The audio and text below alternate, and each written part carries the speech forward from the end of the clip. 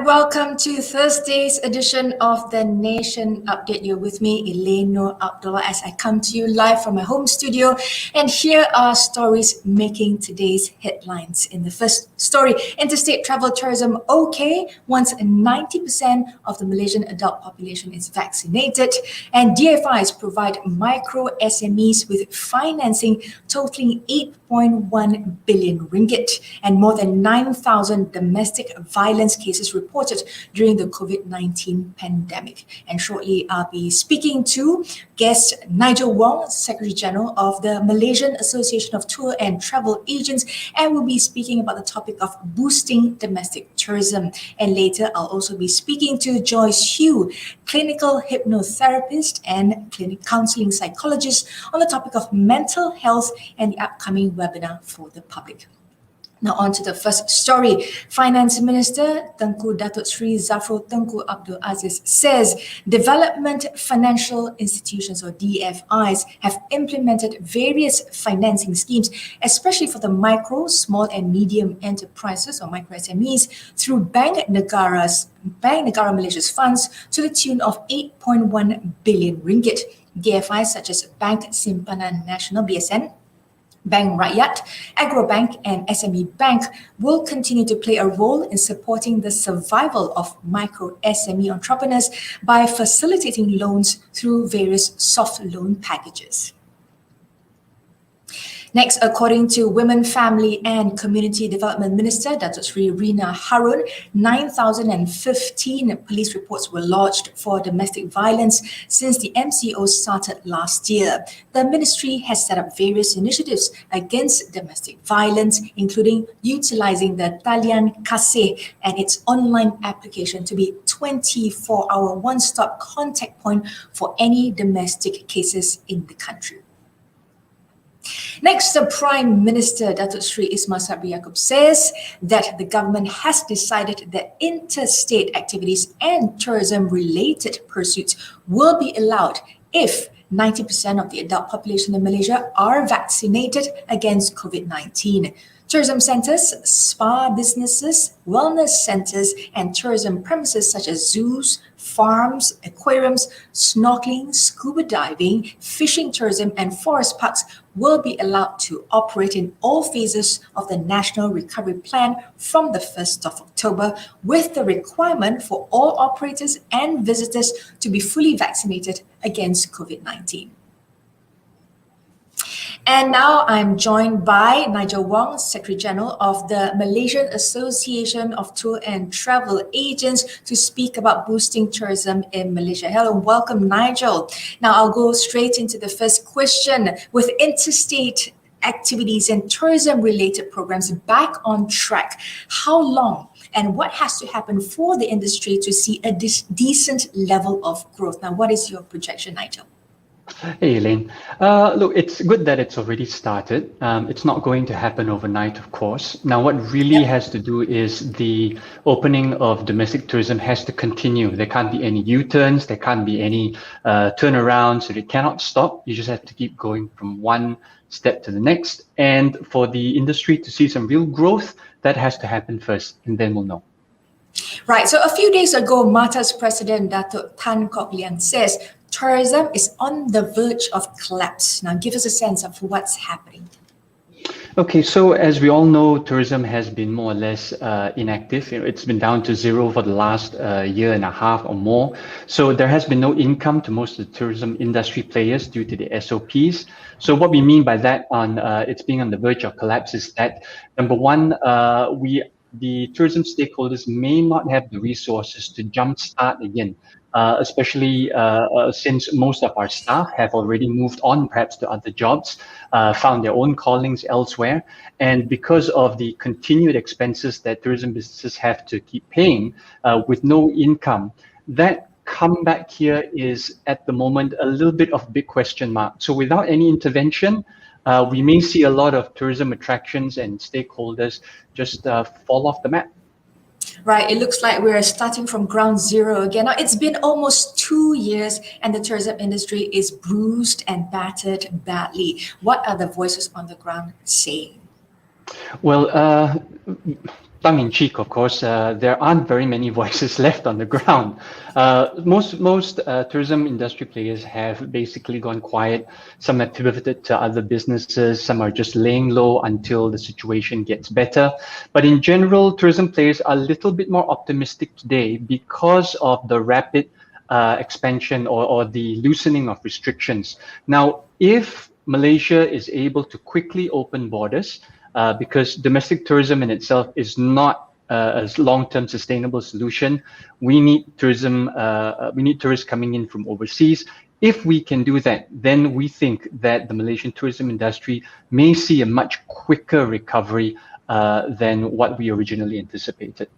Right, so that's what the hope is. Now, reviving the hotel industry is going to take a lot more than just will. Now, what will happen to all the hotels that have already shuttered? Are there bailout plans for this part of tourism? What are your thoughts? Very difficult question to answer, Elane. At the moment, we haven't heard of any specific bailout plans. And yes, quite a number of hotels have shuttered or gone silent. I think, like I said earlier on, the best thing to do is to really push forward to have tourists come back into Malaysia. Let the economy start running again, since we're approaching the 90% vaccination mark, and then hope that eventually hoteliers will be able to find their way around and kickstart the business, revive their hotels, or maybe have new people come in, buy the hotels over and jumpstart them again. Now, it sounds like a chicken and egg situation. You need this in order for that to start. So it's sort of like, navigating a really difficult territory. Now, what is your message to Malaysia about supporting local tourism? I know you said that, that's not going to be the be all and end all. You need to have open borders for this to seriously thrive, and also to have policies that continue to support the business to continue to grow. But are there any do's and don'ts at this point of time as we speak? Okay, domestic tourism, definitely a great jump starter. You should support domestic tourism in any way you can, but do it in a way where you actually support the local industry players.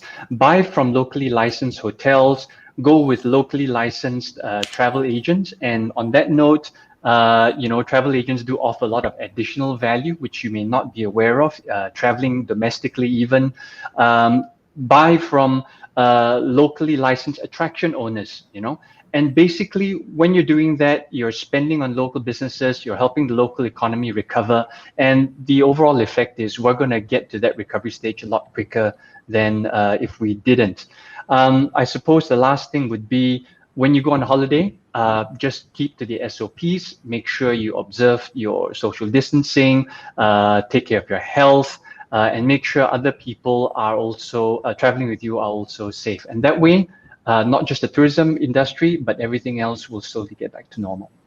Now, I'm sure everybody is kind of chomping at the bit to, sort of take a little bit of a break after being isolated, after being sort of like held back from doing this. And this seems to be a little bit of a concern, because I think we've seen reports of people sort of flocking, and therefore, the request for SOPs to keep distance seems to be a little bit, hard to achieve. What is your advice on this matter?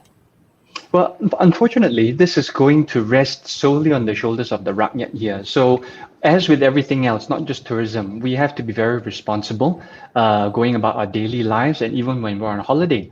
Maybe a little bit of practical advice would be, yes, I know everybody's pent up and you want to get out and you want to travel, but pace yourselves. We all don't have to go the minute the borders are open. You can do your advance bookings, but plan your holidays in a way where A, you're comfortable with the crowd that's going to be there, and B, given the changing scenario, you don't always have to go when it's a specific type of holiday. You can actually go on other days. Use up your leave. Go on weekdays instead.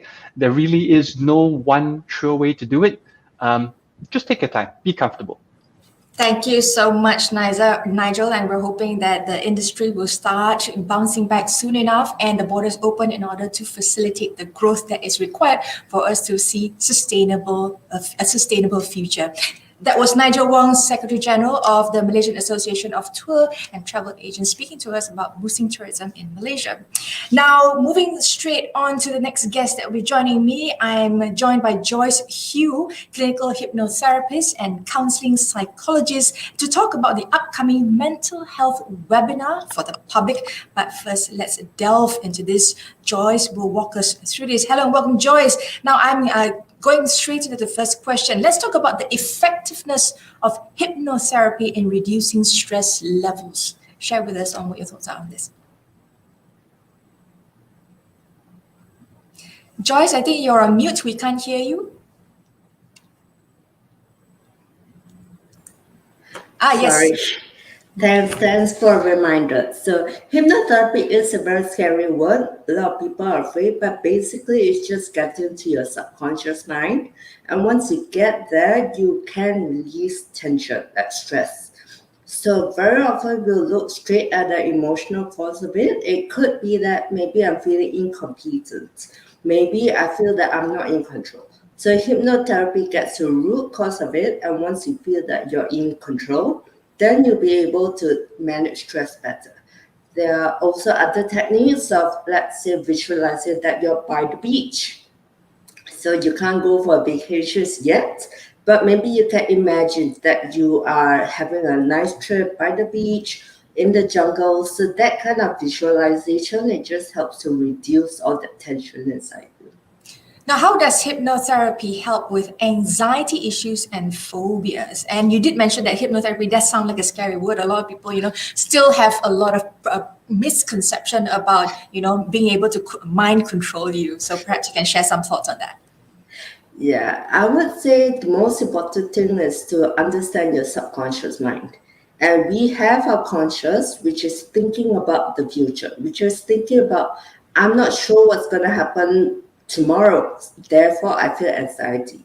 But by understanding yourself, I want you to get to the root cause, maybe to feel in control right now. So anxiety is about not knowing, but once you start to feel in control, you know that you can manage it. Let me give you an example for fear of flying or the phobia of flying. A lot of people think it's related to planes. So hypnotherapy can help you to sort of reduce the anxiety, to start to feel safer.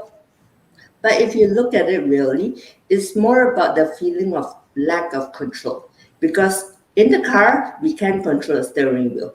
But when we're up there, we can't do anything. So that's how phobias come in, and that's how hypnotherapy gets to the root cause of your phobias or whatever anxiety you may have. Now, of course, this is a highly prevalent situation at this point of time with the lack of control, especially with the uncertainties in the global situation in the market with the pandemic, and everybody is sort of, in limbo. Now, let's talk about Malaysia and the level of stress it's seeing now. What are you observing? I do see an increase in domestic violence as well. As you mentioned just now, the calls are coming in. There's lots of people actually asking for help. But also another big thing that we're battling is stigma. A lot of people don't know where to come out for help, or rather they're ashamed to come out for help. Therefore, I think there has to be different varieties of help, be it a face-to-face counseling, be it online therapy, be it just awareness programs. So I think now is the time that, apart from battling the physical aspects of COVID, the mental health, the financial aspect of it, livelihood of people, these are things that we need to address right now. Now, I think that's the biggest challenge, taking that first step to seek assistance, seek help. How do you get to that point? I do a lot of free sharing on my social media platforms, and I think that is a way to get people to start to feel confident that actually it's okay to ask for help, or it's just my way of thinking. The environment is actually quite toxic right now, but when I hear a psychologist speaking, it's not that bad. So I guess it's to give them a gentle approach first, an initial approach before they actually come out to get help, because some people, I think they feel trapped inside. They feel that no one can reach out to them. So contact is actually very important. So I guess everyone, not even psychologists, but maybe friends, maybe bosses as well. So it's good to talk to people around you, to get them to understand that you can always come to me for help. Now, of course, you were talking about baby steps for you to get to that point. Now, what is the upcoming webinar about, and how will it benefit Malaysians? Can you share with us some details on this? As I mentioned, a lot of people are afraid to come out. Therefore, I thought of gathering a few fellow psychologists. Everyone's volunteering our time to come together to speak to the public. So this will be a 1-month program. It's hosted on my Facebook page. So you can just Google JOYCE Human Therapy. And we have lots of topics from bereavement to anxiety during COVID to trauma-related issues. There's one very interesting topic on what to expect when you meet a counselor. I think that will actually break the stigma. So we also have variety of topics like from finance, because that's what a lot of people are going through as well, how to manage work from home. So it's gentle way for you to at least understand yourself, and when you recognize that you need help, then you can come out and seek a psychologist for help. Now, if someone is interested, is there a website they can go to get further information? Perhaps you can give us more details on how to have our people reach out to you. Sure. The best way would be to go to my website, just my Facebook, JOYCE Human Therapy, because it's hosted on Facebook, so you can join the link there. We have posters on the upcoming talks, so schedules as well. Everything is free, so do call your friends, your family to join as well. We will have activities like maybe yoga for the elderly, or maybe even how to doodle, how to draw to release stress. So we have some stress management techniques there for you as well. So it's going to be a very interactive event. So please do join us. Now, in closing, any final message to Malaysians that are watching this? I would say, don't be afraid to come out. It's okay to be not okay. And that there will be a light at the end of the tunnel. So let's just be strong. Thank you so much, Joyce, for sharing that with us. Now, I hope that more people who need any assistance reach out, whether it's if you're uncomfortable with seeking for professional help first. Friends, family, as Joyce has mentioned, can be your first stepping stone before you reach out for further professional help. Now, that was, of course, Joyce Yu, clinical hypnotherapist and counseling psychologist, and she was speaking about a free mental health webinar that's upcoming. So if you are interested, please check that out. And just a quick note, the Malaysian Mental Health Association calls for greater access to counselling to curb rising suicide rates. And our next story, Minister in the Prime Minister's Department, Economy, Datuk Sri Mustafa Mohamad, says that the 12 Malaysia Plan, or 12 MP, will prioritise the people's welfare, social protection and people-centred projects in light of the COVID-19 pandemic situation. That 12 MP will also focus on promises related to the 1963 Malaysia Agreement with regards to the government's commitment to the development of Sabah and Sarawak, encompassing the construction of roads, hospitals, schools, and digital infrastructure. The 12 MP will focus on addressing poverty, including issues such as the income gap, as well as the rural and the urban poor. Next, Layang Hospital and Serdang Hospital are expected to be removed as designated COVID-19 hospitals at the end of next month, following the falling trend of infection in Selangor. Now, Selangor Public Health Unity Women and Family Development Committee Chairman says Sungai Buloh Hospital and Ampang Hospital would remain as COVID-19 hospitals. She adds that the state has also recorded decreasing infection cases, including admission of patients to hospitals and the usage of beds in ICU.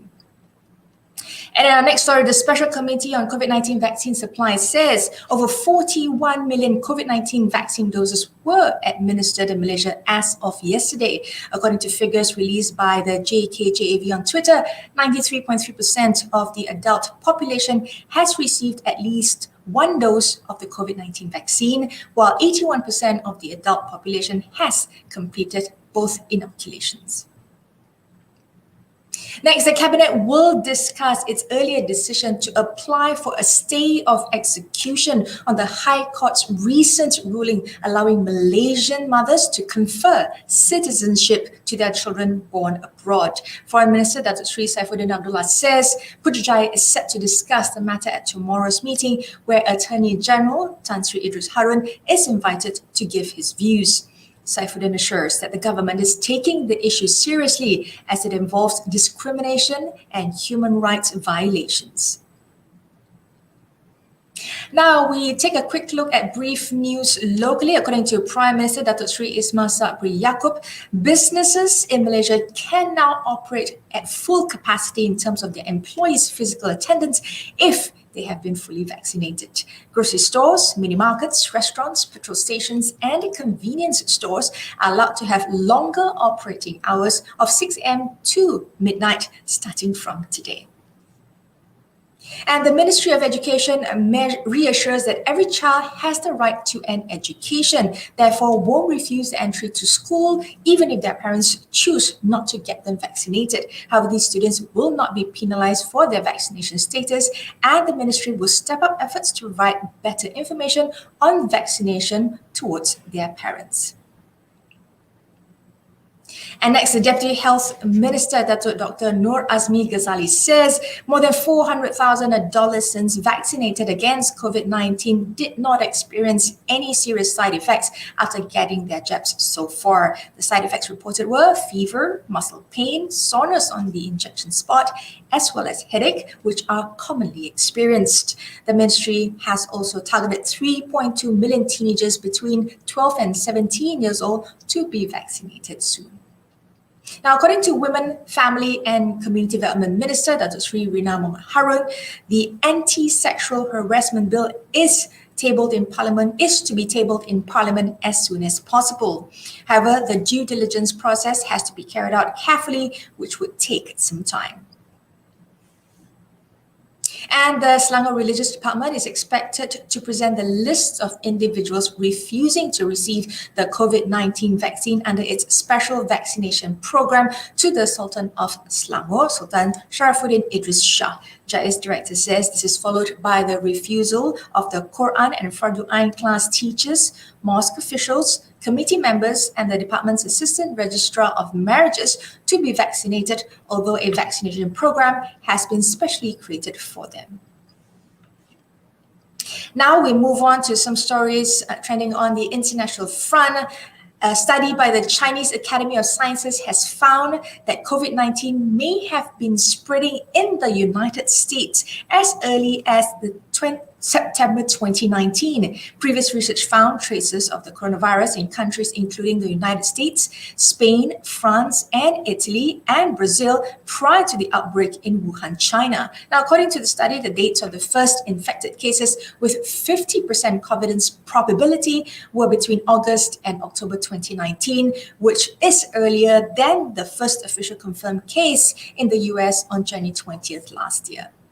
Next, the WHO issued its first air quality guidelines in 2005, aimed at reducing deaths from key pollutants that cause cardiovascular and respiratory diseases by moving to clean energy. The United Nations agency, in its advice to its 194 member states, slashed the recommended maximum level for several pollutants, including particulate matter and nitrogen dioxide, both of which are found in fossil fuel emissions.